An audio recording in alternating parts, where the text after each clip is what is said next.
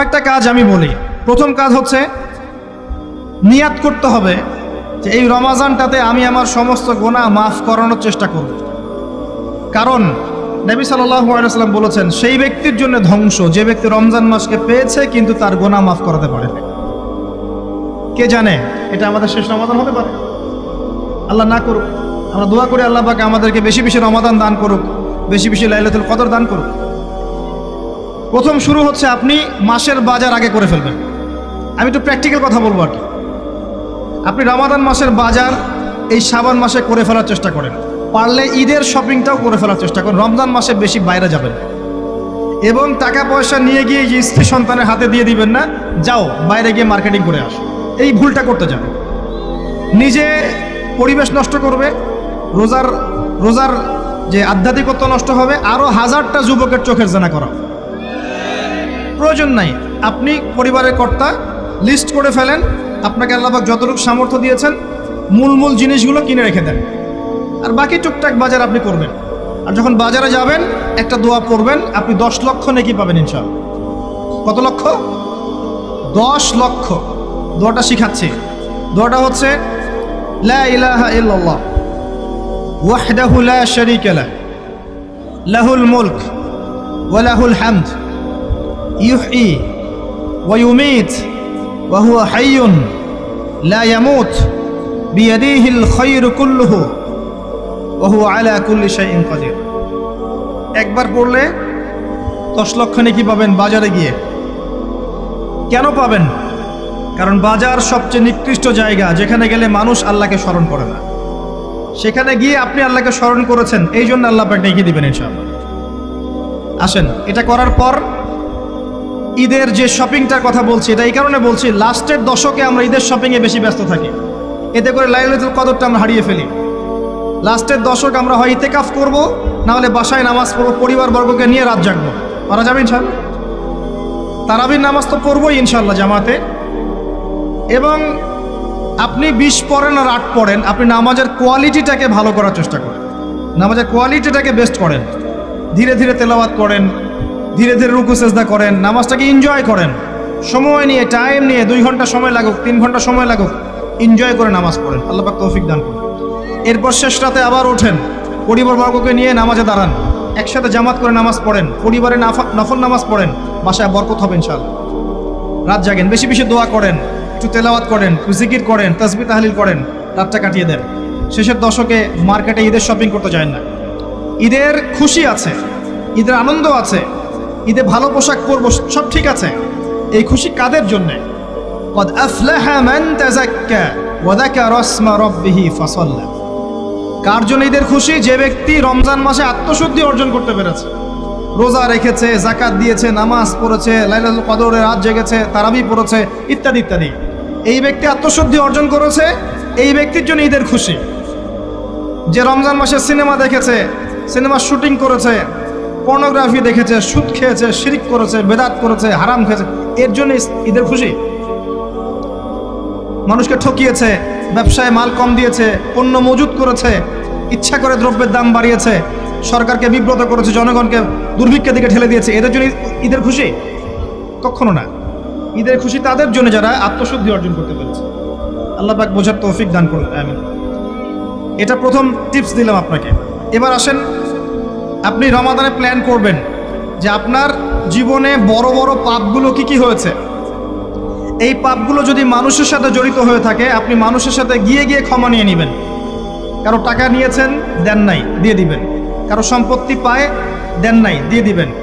কারো হকটা নষ্ট করেছেন, গালি দিয়েছেন, গীবত করেছেন বা তহমত দিয়েছেন, অপমান করে ইত্যাদি, ক্ষমা চেয়ে নেবেন।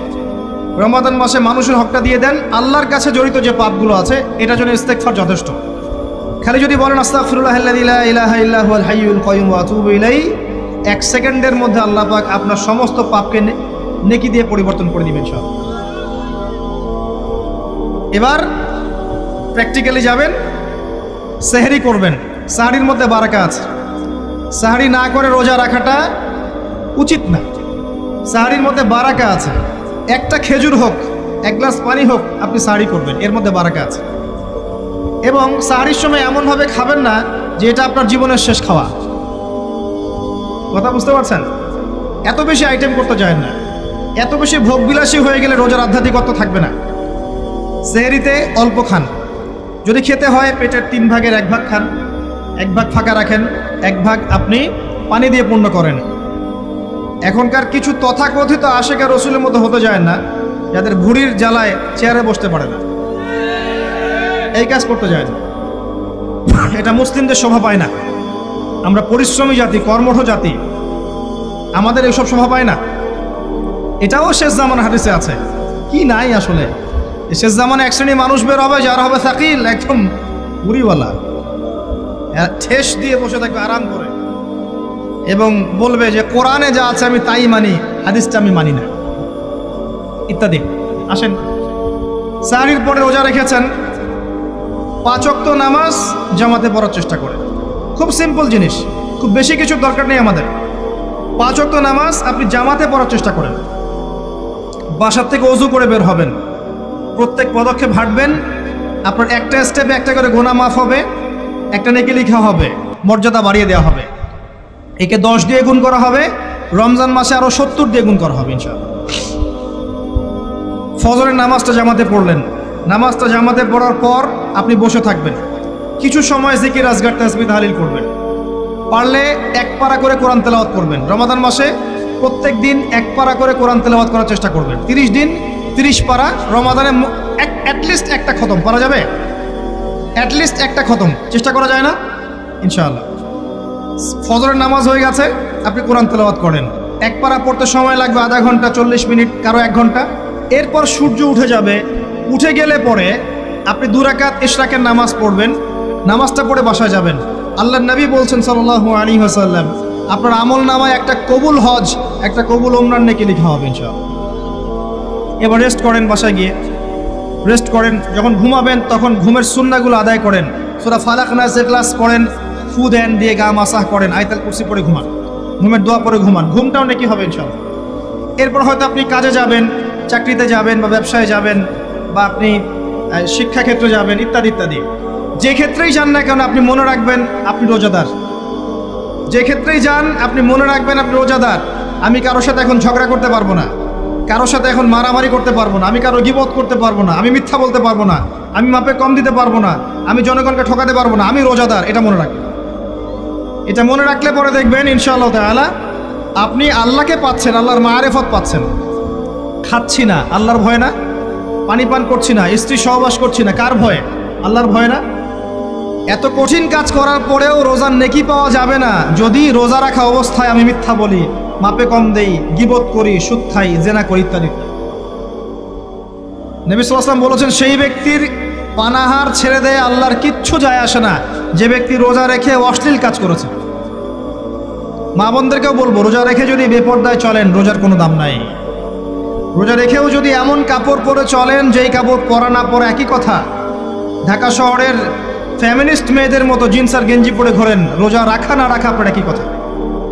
এটা রোজা হয়নি, উপবাস হয়েছে, উপবাস। ইকোনমিক সেকশন আমরা যারা আছি, আমরা যদি রোজা রেখেও সুদ খাই, আমার রোজা রাখা না রাখা আল্লাহর কিচ্ছু যায় আসে না। আমরা ধর্মীয় ক্ষেত্রে যারা আছি, জানা অনুযায়ী আমল যদি না করি, দিনকে দুনিয়ার স্বার্থে ব্যবহার করি, আমাদের রোজা রাখা না রাখায় কিছু যায় আসে না। আমরা যদি মিথ্যা বলি, অন্যের গীবত করি, অশ্লীল কাজ করি, গার্লফ্রেন্ডের সাথে সময় কাটাই, ওর সাথে কফি খেতে যাই, ডেটিং করতে যাই, এই যে ফেসবুকের মাধ্যমে চ্যাটিংয়ে প্রেম করি, ইউটিউবে অশ্লীল ভিডিও দেখি, পর্নোগ্রাফি দেখি, ইত্যাদি ইত্যাদি, এইসব রোজা রাখা না রাখা আল্লাহর কিচ্ছু যায় আসে না।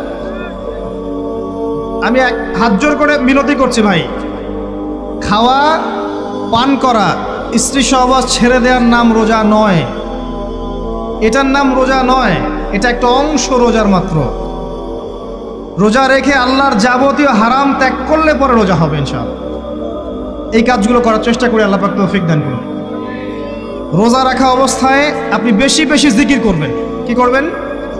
সুবহানাল্লাহ পড়বেন, আলহামদুলিল্লাহ পড়বেন, আল্লাহু আকবার পড়বেন, লা ইলাহা ইল্লাল্লাহ পড়বেন, লা হাওলা ওয়ালা কুওয়াতা ইল্লা বিল্লাহ পড়বেন হাসবি আল্লাহ ওয়া নি'মাল ওয়াকিল, সুবহানাল্লাহি ওয়া বিহামদিহি, সুবহানাল্লাহিল আযীম, সুবহানাল্লাহিল আযীম ওয়া বিহামদিহি, পড়বেন আস্তাগফিরুল্লাহ ওয়া আতুবু ইলাইহি, আস্তাগফিরুল্লাহ ওয়া আতুবু ইলাইহি। পড়বেন লা ইলাহা ইল্লাল্লাহ ওয়াহদাহু লা শারীকা লাহ লাহুল মুলকু ওয়া লাহুল হামদু ওয়া হুয়া আলা কুল্লি শাইইন কাদির। পারা যাবে না ইনশাআল্লাহ? বেশি বেশি পড়বেন। আরেকটা কাজ করবেন, প্রতিটা কাজ নবী সাল্লাল্লাহু আলাইহি ওয়াসাল্লামের সুন্নাহ মাফিক করার চেষ্টা করুন।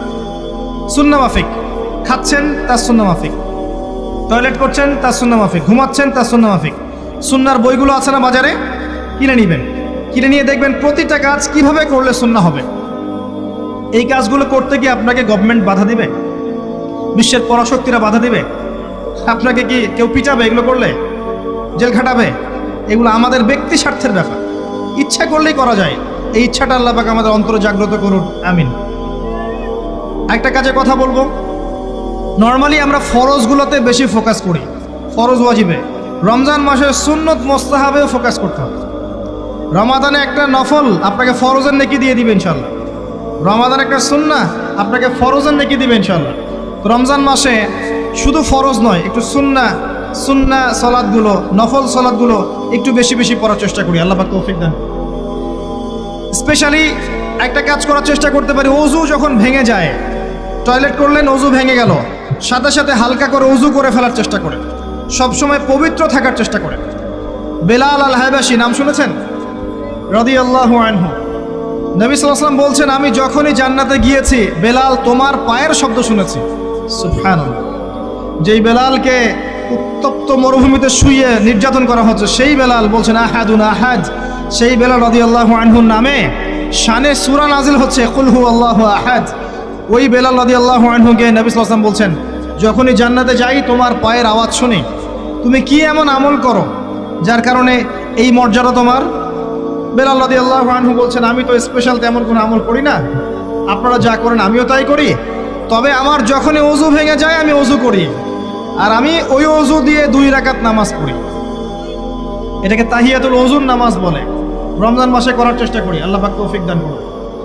আমরা অনেকে মসজিদে যাই, ধাপ করে বসে পড়ি, করি না এই কাজটা? মসজিদে গিয়েছি, ধাপ করে আগে বসে পড়ি। মসজিদে গিয়ে 2 রাকাত নামাজ পড়ে বসা সুন্নত। মিনিমাম 2 রাকাত নামাজ পড়ে বসলে আপনি তাহিয়াতুল মসজিদের নেকি অর্জন করলেন, মসজিদের হকটা আদায় করলেন। ওই জায়গা আপনার জন্য সেজদার সাক্ষী থাকলো, কিয়ামতের মাঠে আপনার পক্ষে সাক্ষী দিবেন ইনশাআল্লাহ। এই সুন্নাহগুলো আমরা চর্চা করার চেষ্টা করি রমজান মাসে। রমজান মাসে দাড়িটা ছেড়ে দেন, দাড়িটা ছেড়ে দেন। এটা একমাত্র ভিজিবল সুন্নাত, দৃশ্যমান সুন্নাত, যেটা আপনার সাথে কবরও যাবে। যখন কাফন দেয়া হবে তখন দেখা যাবে না আমার সাথে আর কোন কোন সুন্নাহ আছে, এই একটা সুন্নতই দেখা যাবে আমার সাথে কবরে যাচ্ছে। কথা কি বুঝতে পারছেন? আর এটাকে আমরা এখন যত পারি মেয়ে হওয়ার চেষ্টা করছি। নবীজি বলেছিলেন শেষ জামানায় ছেলেরা মেয়েদের পোশাক পরবে, মেয়েরা ছেলেদের পোশাক পরবে। দেখুন মেয়েরা এখন ফর্মাল পোশাক পরছে, জিন্সের গেঞ্জি পরে ঘুরছে, আর ছেলেরা ক্লিন শেভড।